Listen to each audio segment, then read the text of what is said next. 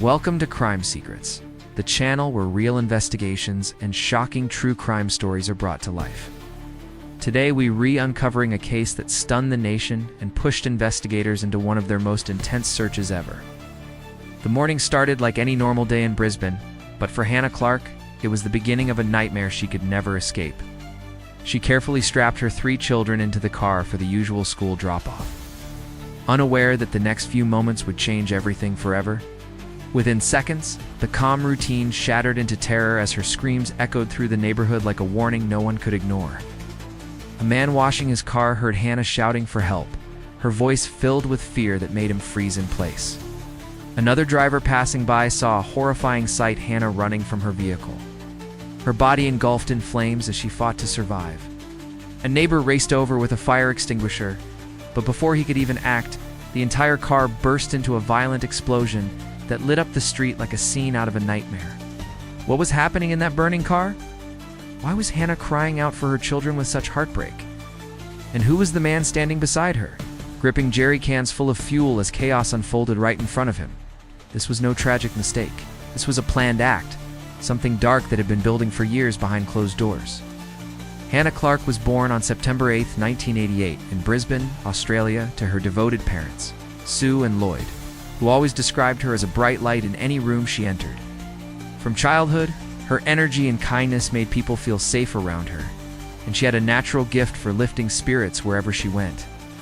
Even at a young age, she dreamed of being a mother, imagining a warm, loving family of her own someday. She shared a strong bond with her younger brother, naturally stepping into a protective role as the older sibling who wanted everyone around her to feel supported. Gifted in athletics, Hannah quickly rose in trampoline gymnastics, and by just 16, she was representing her status sign of the determination and leadership she carried in everything she did. In her final year of school, she was chosen as school captain, a title given only to students respected for their strength and character. After graduation, Hannah followed her passion for guiding young people, teaching children's gymnastics at the Police Citizens Youth Club, where she inspired kids every day with her patience and drive. It was there she met Rowan Baxter. She was 20, he was 31, and their meeting would quietly open a path that would reshape her entire life with consequences she'd never imagined. Rowan, born on May 9, 1977, New Zealand, had grown up in an unstable world that left deep marks on him long before adulthood. His father spent time in prison during his early years, creating a childhood filled with confusion and emotional storms that shaped the man he would later become. Relatives described Rowan as unpredictable, sometimes showing a harsh streak that made even family members uneasy. One cousin admitted to being scared of him, saying his behavior reflected a long family history of unhealthy attitudes toward women. Despite these signs, Rowan chased athletics with everything he had, playing rugby for Toronto Boys College before landing a contract with the New Zealand Warriors in 2005. Even though he never played an official match and earned only $10,000 a year, he often introduced himself as a professional player, using the title to boost his image around others, both at work and in his personal life. People who knew Rowan said he was extremely competitive, controlling, and quick to anger someone who needed to feel superior at all times, and reacted badly when he felt challenged. Before meeting Hannah, he had already been married once and had a son. Entering that marriage when he was very young and already showing patterns of control that would later follow him through life, his wife wanted to leave, but Rowan refused to let her walk away, tightening his grip the moment she tried to reclaim her freedom. He turned to intimidation and relentless stalking, creating a climate of fear she could hardly endure. In one chilling moment, he told her he had placed a hose in his car and had thought about a dark fate for himself and their child, leaving her terrified and trapped with nowhere to turn. In 2008, while Hannah was coaching gymnastics, Rowan's young son joined one of her classes, marking the moment their paths first crossed, a moment that would quietly shift the direction of Hannah's future. Even though Rowan was still married, he began pursuing her with persistence, claiming his marriage was already over and that he stayed under the same roof only for his child's stability. His confidence made him seem sincere, but the truth beneath the surface was far more complicated. Just months into their affair, Rowan officially ended his marriage, moved out, and agreed to co-parent. Yet his aggressive behavior didn't disappear, it simply changed targets. He continued harassing his ex-wife whenever they disagreed about parenting, finding new ways to assert power even outside the relationship. Around 6 months into his new relationship with Hannah, she learned she was pregnant. A moment that should have brought joy, but instead brought pressure and fear. Hannah wanted to keep the baby, but Rowan pushed her to end the pregnancy, insisting she was too young, and unprepared words that cut deeply, showing how little respect he had for her choices. Despite this emotional storm, they married in October 2012, and Hannah was 14 weeks pregnant, hoping stability might come with the wedding ring, though the reality would prove much darker. Soon after the ceremony, Rowan stopped paying child support for his son from the previous marriage, placing more strain on everyone involved. On April 10, 2013, their daughter Aaliyah was born, a bright, expressive child with a natural sense of justice even as a toddler. She paid close attention to how her father treated her mother and was afraid to speak up, showing strength that echoed Hannah's own spirit. In January 2015, fueled by their shared love for fitness, the couple opened Integrate Gym, hoping it would bring them success and independence, but financial pressure and emotional turmoil followed instead. Their second daughter, Liana, arrived on March 19, 2015, bringing a gentle presence into the home, often trying to soften the tension that filled the rooms. She closely resembled Hannah and would step in when Rowan's temper rose, trying to calm situations far beyond her young understanding. Their youngest child, Trey, was born on December 4, 2016. Deeply connected to his mother and happiest when he could stay by her side, sensing the instability around him even without words. As the years passed, Rowan's behavior grew more controlling and hostile, turning the home into a space filled with tension instead of safety. His possessiveness over Hannah intensified with every disagreement, each year stripping more of her independence away. He demanded they share a joint Facebook account, refusing to let her have her own identity online, and slowly cut her off from the family she once leaned on every day. His need for control extended to the children as well, dominating every corner of their lives as his anger tightened its hold. If the children didn't tidy up fast enough, Rowan would throw their toys away without hesitation, using their belongings as a weapon to control the entire household. He canceled activities the kids were excited for, not because of their behavior, but to punish Hannah and remind her who held the power. One day, after an argument, Rowan stormed out of the house with the children crying, leaving Hannah shaken and confused. Hannah called her mother, hoping for comfort, but the fallout was chilling. Later, Rowan confronted her and repeated their entire conversation back to her word for word, leaving her stunned. When she demanded to know how he heard it, he casually told a coworker that he had accidentally left his phone recording something that clearly wasn't an accident at all. Even the coworker warned him that secretly recording Hannah was wrong, but Rowan brushed it off as nothing. His control invaded every part of their lives, including their intimate relationship, where he demanded daily compliance and erupted in anger whenever she refused, making her life unbearable. In one especially frightening outburst, he smashed her watch before storming out, leaving Hannah terrified he might harm himself or escalate further. Panicked, she called her mother, fearing something terrible was about to unfold, and her parents spent hours driving around Brisbane searching for him in the dark. Rowan eventually returned and claimed he had gone to a church parking lot, saying he had nearly taken his own life, a confession that left Hannah even more emotionally trapped. By November 2019, she had reached her breaking point, exhausted and desperate to escape before something irreversible happened. She contacted a family violence resource center, afraid Rowan was tracking her every move, and with their guidance, she began forming a careful escape plan. In December 2019, she finally put that plan into motion. Taking only what she truly needed, Hannah picked up Aaliyah from school and drove straight to her best friend's home, leaving her phone in the car because she believed Rowan was monitoring her location. The next day, she moved into her parents' house on December 4th, hoping she and the children would finally have somewhere safe to breathe again. Rowan, meanwhile, contacted Relationships Australia, an organization that supports families in crisis. But despite being offered a counseling session scheduled for December 10th, he never confirmed or attended. 10 days later, on December 14th, he visited his doctor and revealed that Hannah had left with the children, admitting he struggled with control before breaking down in tears.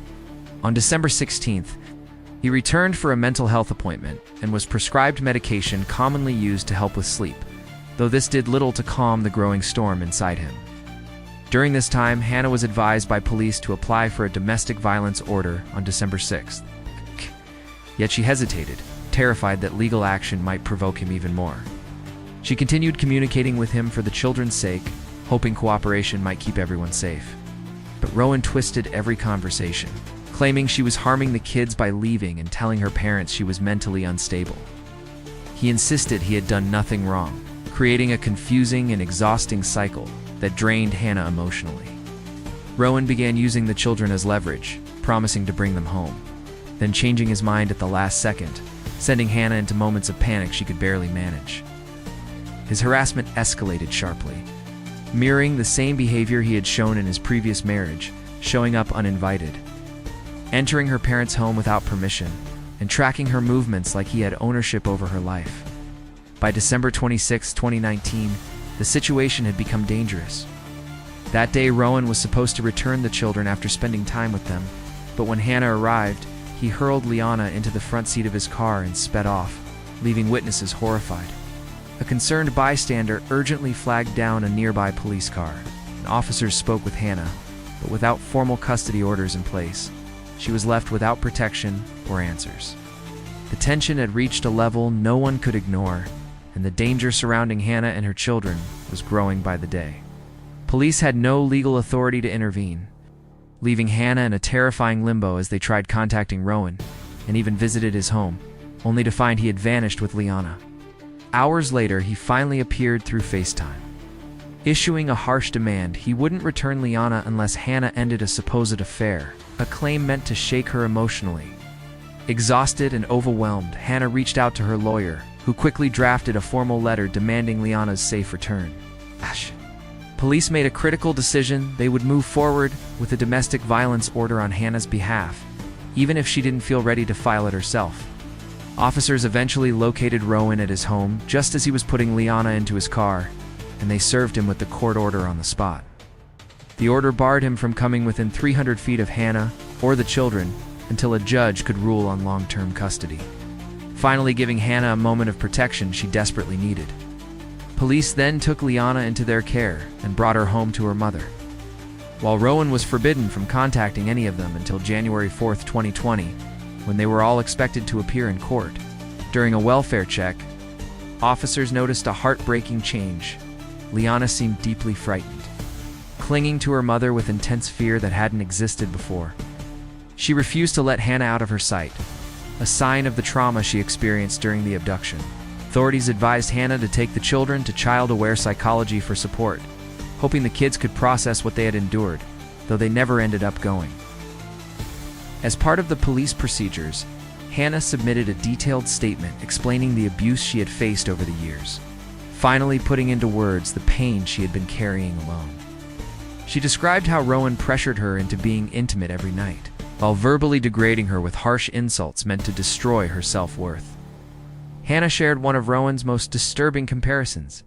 He said, being intimate with her felt like, in his words, having sex with a bucket, a comment meant to belittle her and keep her emotionally weakened. She also revealed her long-standing fear for her life and the safety of her children, explaining that Rowan had once described a shocking plan involving his ex-wife, their son and himself, a story that left Hannah terrified he might repeat such thoughts with her family too. More warning signs emerged through Rowan's social media posts, where he presented himself as an energetic father, but often crossed into dangerous behavior that startled anyone watching. In several videos, he played roughly with the children, sometimes bordering on outright violence, as though their discomfort didn't matter to him at all. In one especially disturbing clip, he forced the kids into an ice bath while little Trey cried uncontrollably, showing a lack of empathy that chilled viewers who later learned about it. Despite everything, Rowan continued twisting the narrative to portray himself as the victim. Even as Hannah submitted her statement to police, he called officers claiming he felt threatened by her, trying to shift blame in an effort to regain control over the situation. On December 29, 2019, he attended his first counseling session, presenting it as part of a mental health journey, yet the deeper issues remained untouched. Session notes revealed he admitted to jealousy and controlling behavior, acknowledging Hannah left because she felt unsafe, yet no thorough family violence risk assessment was ever performed. This oversight left warning signs hidden in plain sight, even as the situation grew more dangerous with every passing day. The counseling session focused only on basic coping tools like breathing exercises, completely failing to confront the severity of Rowan's actions or the danger signs rising around him. His mental health evaluation suggested moderate depression and anxiety, and he denied having any intention of harming himself or anyone else, trying to present a calm image that didn't match his behavior. On December 31st, he returned for another session, saying a protection order had been placed against him and insisting Hannah had made everything up. He claimed he was heartbroken over being kept from the children, painting himself as a victim while ignoring the harm he had caused. Notes from the session showed the counselor and Rowan discussed his emotional distress over the separation. Yet once again, there was no formal risk assessment, no deeper look into his escalating behavior. On January 6th, he returned for another counseling meeting, focused more on grievances than healing. That day, he complained that their gym had closed and blamed Hannah for discussing private matters, which he believed damaged his reputation, a reputation he guarded fiercely. He said he wanted joint custody of the children, yet the root issues of control and anger still went unaddressed. Despite all the warning signs, the session again focused on simple coping ideas like trying new activities, avoiding the real danger that was building. On January 8th, the case finally went before the court. Rowan contested the domestic violence order, but the decision went firmly in Hannah's favor after reviewing the evidence. The court ruled that he was forbidden from committing any form of family violence or exposing the children to harm, and he was prohibited from approaching within 300 feet of Hannah's home or contacting her except about the children. Instead of accepting this, Rowan began seeking new ways to push back. On January 17th, he approached a men's legal service, saying he feared Hannah and believed she meant to take the children and disappear, cutting him out of their lives completely. Meanwhile, his behavior toward her was becoming more unsettling. He began appearing at the same cafes and stores as Hannah, too often for it to be chance. She became convinced he had placed a tracking device on her car, feeling eyes on her everywhere she went. His monitoring intensified after another counseling session on January 21st, where he insisted he was being unfairly labeled as unstable to restrict his access to the children. Determined to overturn the protection order, his lawyer submitted a letter to the court arguing that Hannah filed it only to gain custody of Liana, attempting to twist the narrative once again. But on January 23rd, the final custody ruling came down clearly. The court granted Hannah full custody while allowing Rowan alternating weekends with overnight stays every second week from Thursday to Friday, along with shared holidays and scheduled FaceTime contact. All exchanges were required to happen at Hannah's parents' home to keep things safe and monitored. Yet even with a formal structure in place, the children were visibly distressed, especially Aaliyah, who struggled the most with these visits. During one overnight stay, Aaliyah called Hannah crying, saying they were being driven somewhere. But she didn't know where her voice, filled with confusion and fear, that made Hannah's heart sink. On January 31st, Rowan returned Trey later than the agreed time, and when Hannah unbuckled her son from the car seat, she saw something that shocked her: explicit photos of herself placed deliberately where she would find them. Shaken, she quickly grabbed the photos and turned to head inside. But Rowan stepped out of the car suddenly and twisted her wrist behind her back, leaving her in pain and shock as the situation escalated in seconds. Alarmed, Hannah's mother immediately called the police, desperate to stop things from getting worse. Rowan denied everything and quickly attempted to file a domestic violence order against Hannah in retaliation, trying to flip the story to make himself appear innocent. A doctor later confirmed Hannah had a sprained wrist and fitted her with a splint, documenting yet another sign of the danger she had been living in. Hannah reported both the assault and the breach of the domestic violence order, hoping authorities would finally see how dangerous things had become. But when officers tried questioning Rowan, he refused to speak without a lawyer, shutting down any attempt at accountability. Meanwhile, Rowan's own life was collapsing. He lost his job as a personal trainer. Hannah's lawyers informed his legal team that because of the latest assault, the parenting agreement would no longer stand. This meant Rowan had no access to the children, a decision he refused to accept. Enraged, Rowan became consumed by anger, convincing himself he was the one being wronged, even as he ignored the harm he had caused. His refusal to acknowledge responsibility only deepened his resentment toward Hannah, creating a dangerous emotional spiral. Despite breaching the domestic violence order, police did not detain him immediately. Instead, they issued a notice to appear in court and charged him with common assault for injuring Hannah's wrist, giving him time he never should have had. On February 17th, Rowan went to a hardware store and purchased zip ties, a jerry can, and denatured alcohol items that hinted at a chilling plan forming in his mind. The next day, he filled the jerry can with 5 liters of gasoline, and during these errands, he also bought 3 Kinder Surprise eggs and lollipops, creating a disturbing mix of items that painted a horrifying contrast. At 3:28 p.m. on February 18th, he contacted Youth and Family Services, asking about a men's support program, seemingly seeking help, even as his intentions grew darker. 30 minutes later, he called a men's helpline with the same inquiry, suggesting a man spiraling between desperation and rage. That evening, at 6:25 p.m., he phoned a friend in tears, saying he wasn't allowed to see his children, his voice cracking under the weight of anger and grief. During the scheduled FaceTime call that night, he didn't speak at all. He just sat there silently crying, a moment that sent a shock of dread through Hannah. Hannah sensed something was terribly wrong. She confided in her mother, saying she needed to write a will because if Rowan killed her, he would go to prison and someone would have to raise the children, a chilling thought no mother should ever have. She also told a friend at the gym she believed Rowan was going to harm the kids, or worse, her deepest fears rising to the surface as the danger closed in around them. On the morning of February 19, 2020, Hannah and her mother followed their usual routine and went to the gym, not knowing the day would take a tragic turn. Afterwards, Hannah returned home at 6:20 a.m., then stepped out again to buy coffee for herself and her mother, trying to maintain a sense of normalcy. She later sat on her mother's bed, sipping her drink while Sue got ready for work, the children staying close by as they usually did. At 7:20 a.m., Sue kissed Hannah and the children goodbye, unaware it would be the final moment she ever saw them alive. Hannah then buckled her 3 children into the Coralia and Liana ready for school. With little Trey secured in the middle seat, all of them beginning what should have been a routine morning. But just as she started the engine, Rowan suddenly appeared, leaping into the passenger seat while holding a container filled with gasoline. He demanded she start driving immediately, leaving Hannah frozen in terror as the situation exploded into chaos.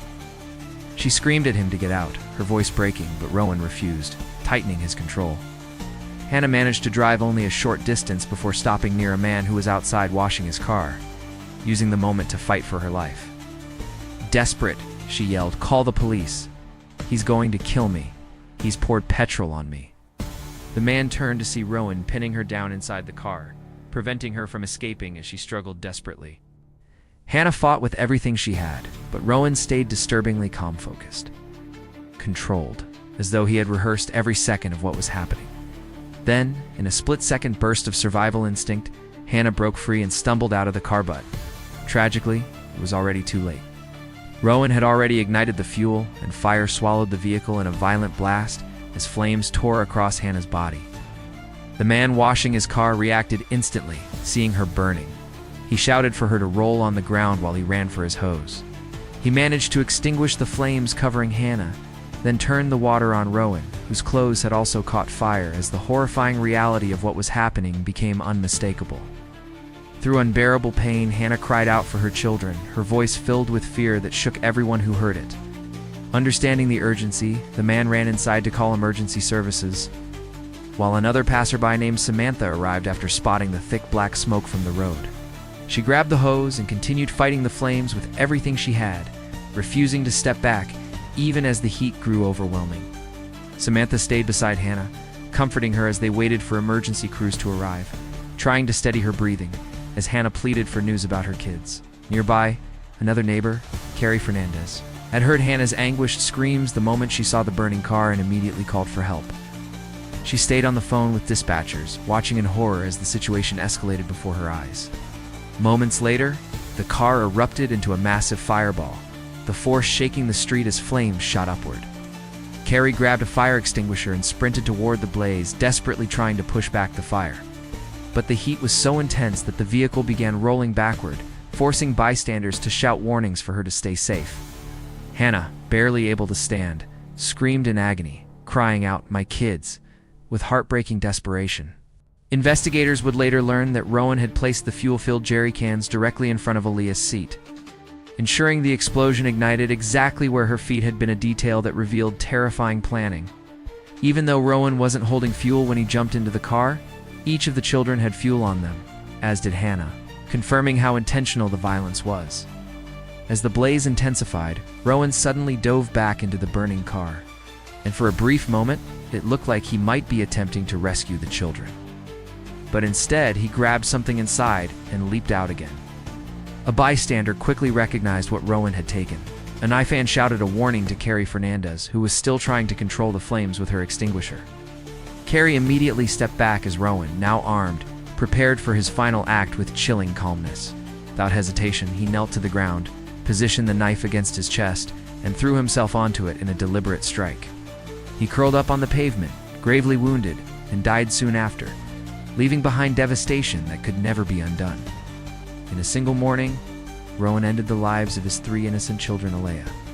Liana and Treyan left Hannah with catastrophic burns covering almost her entire body. Even as first responders arrived, Hannah could think only of her kids, repeatedly begging, "Are they okay? Did someone get them out?" Her voice trembled with hope, but paramedics already knew the truth. There were no words that could soften the pain she was facing. So instead, they focused on helping her stay alive, knowing she had only moments before she would lose consciousness.